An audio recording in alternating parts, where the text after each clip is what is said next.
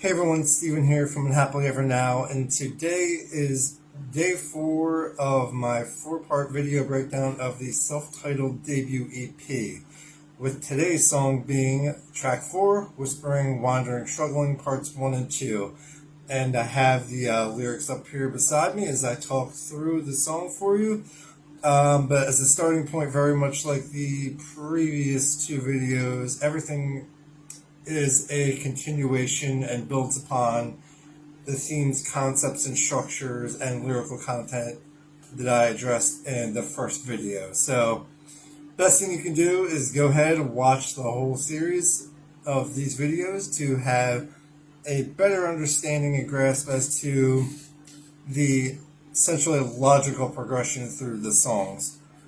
So, having said that, Whispering, Wandering, Struggling, parts 1 and 2 does pick up where Marching Through Your Madness leaves off.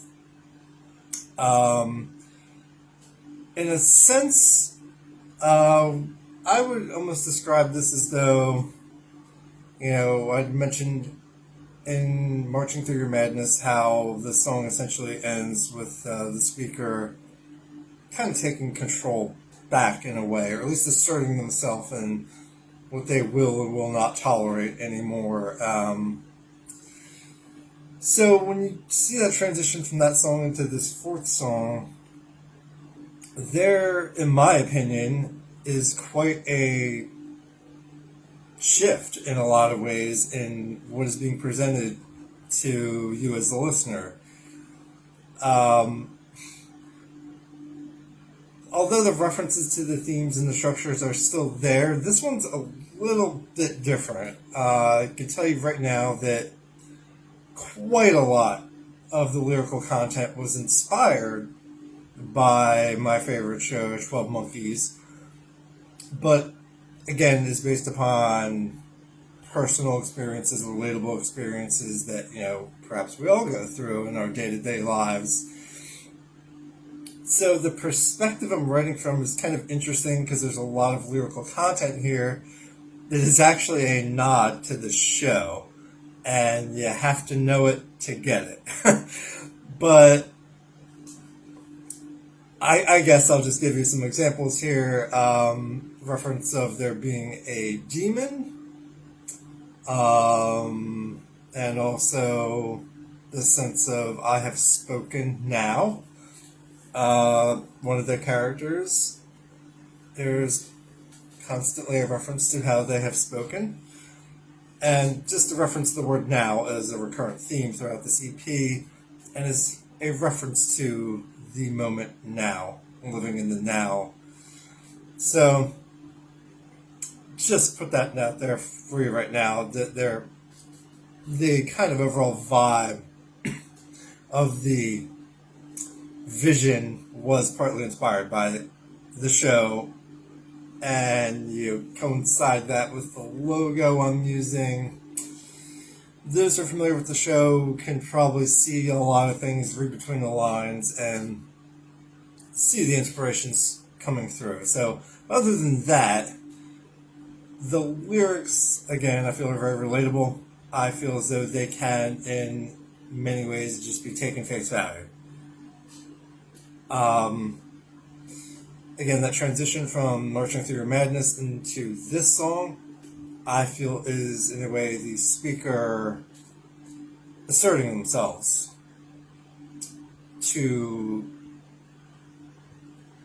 all of those things that they have been through. Now, again, the title track being a reflection on all this stuff happening. We feel stuck. We've lost so many things, had so many things happen to us in our lives. Transitioning into an example of that, transitioning to kind of breaking free from the madness in a way, and then this song being asserting ourselves, the speaker asserting themselves. The lyrical content, as I said, I think is pretty straightforward. Take from it what you will, but I think if you, as a listener, were to read these verses, you definitely get the sense of the speaker has been slighted in some form or another, but that they know within themselves what the truth is. That the truth will come out one day. That the speaker was made to look like a demon, this ominous, horrible entity of some kind, and that there was, in effect, a lot of deception taking place. But, again, going through the verses here, acknowledging that deception, but being assertive and, in reflecting on this, being assertive, saying, like, hey, you made me look like a demon, but you're just deceivers. The truth is still out there. The truth will be known. The truth will be seen, and you'll never tear me down because I am not what you have made me out to be. And kind of the driving force behind that is this overlapping chorus. It's kind of a two-part, aspect of the chorus going on here, where there's two voices speaking out at the same time, one emphasizing that other entity is selfish, they can't help it, they're broken, and this speaker of the song has spoken now, that they're asserting themselves, they're reaffirming the truth. And there's an element to the song where the actual chorus is the line, whispering, wandering, struggling with your deceit. And that's not the speaker talking about themselves, that's the speaker talking about that other entity. And I did a lot of things, again, very deliberately with the song structure there. That line is whispered in and of itself.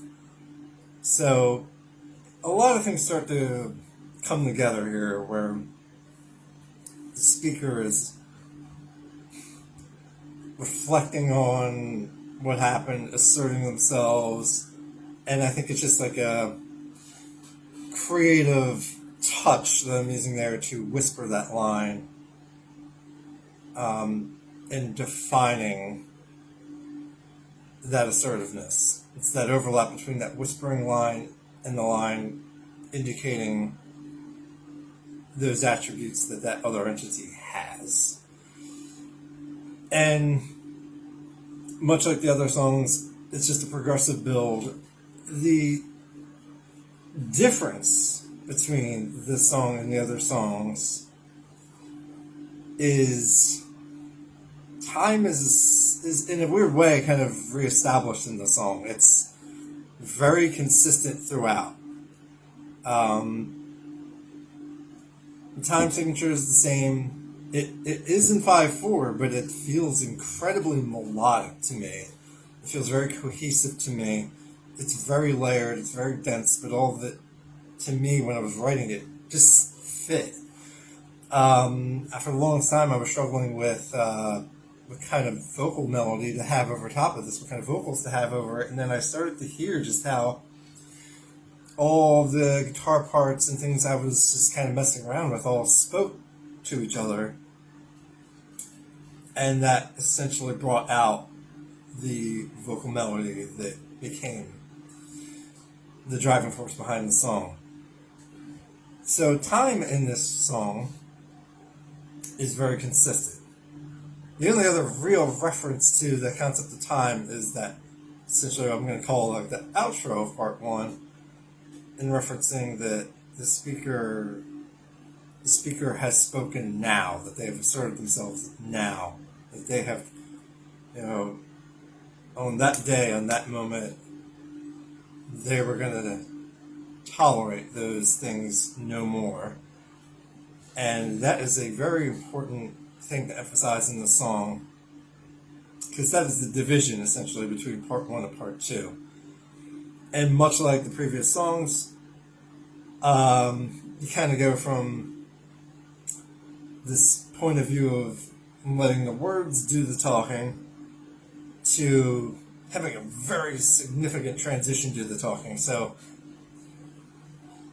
it's almost like the speaker very cool, calm, collected, has finally been able to assert themselves and say, hey, this is what happened, this is who I am, you're not going to tear me down with these lies, this negativity, all these kind of things that were referenced in the previous songs. And that, just saying, hey, again, referencing the other songs, this is your madness, you're broken, and I'm not going to take this anymore. My truth will speak for itself, and the truth will see the light of day. And at that moment saying, the speaker saying, I have spoken now. It's, again, very cool, calm, and collected, but then there's this little grading transition into part 2, which is essentially, I would say, an expression of that newfound power, that sense of self-worth again. And that is, in my opinion, also reflected just in the development of the song itself, how it's just that assertiveness, that growth, that self-worth comes back into play, and it slams into that second half of the song, part 2. And part 2 is really just I could tell you, it took me forever to figure out what to do with the pieces I had of this song. And I was stuck for the longest time because I had this groove that just kept coming up and going over and over, but it just didn't feel right anymore with what I was trying to do. And somehow it just stumbled upon me to just split it in 2. And it finally made sense. The point of the song finally made sense. It got split at the end of part 1, and use that that pick sound against the string builds up into an expression of that actual assertiveness, that newfound power and self-worth, and just rides it out for I think a minute and a half or so with this guitar screaming, this guitar groove that happens over top of these drum patterns. And again, I actually want to reference back to Dan's work on this track as well, because I came up with that original groove that's established in the beginning of the song, verse 1, first chorus, and all that stuff. Dan took it to a whole other level with building upon a little more of that tribal sound that I really did want to hear in the song. So he pulls that back in full force in part 2 during it's essentially a guitar solo, but it's really just a guitar groove for a while. But him layering that with what I'm doing with the instruments, I think worked really well to put that sense of assertiveness and power out there back into the speaker, and they're saying what they have to say, and it slams back into that final statement of the chorus, whispering. And that's saying to that other entity, you are whispering. Your whispering caused that damage. You're wandering and you're struggling. But even more so that they have to live with that now. They have to struggle with their deceit that caused everything that's been described to this point in time. So that, in a nutshell, is really the song. There are some other minor deliberate things I would love to mention at this point in time, though, because the guitar layering with the vocals was critical. I mentioned that earlier. If you really listen to them, there's especially during the chorus, there's these 2 vocal parts happening at the same time, and there's also these guitar parts layering at the same time, and I find it interesting if you go listen to them. They each guitar layer coincides with one of the vocal lines, but it can kind of go either way, and I think it just blends really well there. And another thing that I really deliberately worked into the song was how the crash cymbals, if you really go back and really give a good listen, they coincide perfectly with the word whispering. And I love that about the song. So I think you can hear it throughout the whole song overall, but you can really hear it at the end, part two, the ending with the return to the chorus. If you hear Dan come in with those crash cymbals and just listen to the word whispering, it's like whispering. And then you hear Dan go, psh. It really overlaps perfectly. And I love that about that part of the song. And I just think between all of the vocals, the instruments, and the drum layering, this song winds up having a very powerful, like tribal, assertive vibe to it. And I feel bad right now. Actually, I forgot to mention that, you know, I've found it kind of ironic because a couple of my big influences are Tool and Stabbing Westward, and this very much to me, after I was finished writing it, I could hear those influences with, if you listen to Stabbing Westward's first album, On God especially, some of the tribal drum sounds that are in that album are phenomenal.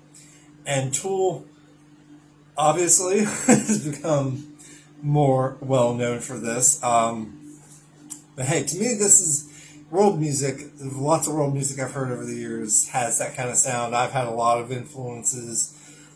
As far as rock music is concerned, Tool and Stabbing Westward, I would probably say influenced my ability to write this song.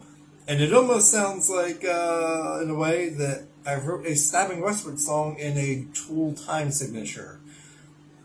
It is what it is. This is who I am. These are who my influences are. I can definitely hear both of those bands in this song. So it's, in a way, a nod to them as well. But this is all me, though. This is my way of writing. I've kind of always written this way. It's just the first time I've really taken something like this and taken it to another level this way. With the structure, the lyrical content, and the sound that I personally was going for. You know, I started off with the bass line and then added a guitar layer and just kept going and going and going. But I've always written in, quote, odd time signatures, which to me are just very normal. I've been in numerous kinds of bands in high school and college. I've been exposed to a ton of different kind of music, classical, jazz, world music. This is just a reflection of what I've been exposed to. So I know in and of myself that I hear my rock influences of Tool and Stabbing Westward in there, but this is just music. This is what's out there in the world. If people expose themselves to more genres, more artists out there, I think that would give people more perspective as well. To see, for example, that hey, Tool did not corner the market on a lot of stuff they do. They just made it more mainstream. And I'm frankly grateful for that because it's awesome. It's awesome for people like me who've always written this way, who love to wander, meander, and push boundaries with what they're doing. And I'm grateful that they have made some of these sounds more mainstream and accepted to the general public. And same goes with Stabbing Westward. I mean, really, Stabbing Westward was writing that way before Tool was. If you think of the tribal drum sound, and a lot of bands have been doing it for a long time, and with the lyrical contents and structures, you hear the influences in my music. A lot of it has been done for a long time by a lot of different bands, and for me, this particular song was definitely inspired and influenced by those two bands, but those two bands were influenced and inspired by numerous other bands before them. And frankly, in a lot of ways, we overlap in those interests. So, just to give you a little more insight and background to the song, I know it is a very long song. It is very dense, but it's also very cohesive, and I feel very well thought out with what I'm trying to do, and the themes, the concepts, the structures, the lyrical content. And to me, like, I did these when I arranged these, especially for like CD release. But if you happen to have a audio player that will loop back to the beginning, I feel like these all four of them right in a row are a logical progression, and the abrupt nature of the ending of this fourth song loops right back into the beginning of the EP and just plays itself over and over again. It's a cycle. And ironically, a theme of 12 Monkeys is this sense of the cycle of time and existing outside of time. So, in a weird way, I somehow tapped into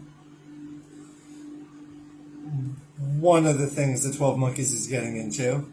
So, this concept of being outside of time, think of this EP, Unhappily Ever Now, as existing outside of time. And in existing outside of time, sort of as a reflection of my logo, which was borrowed from 12 Monkeys' logo as well.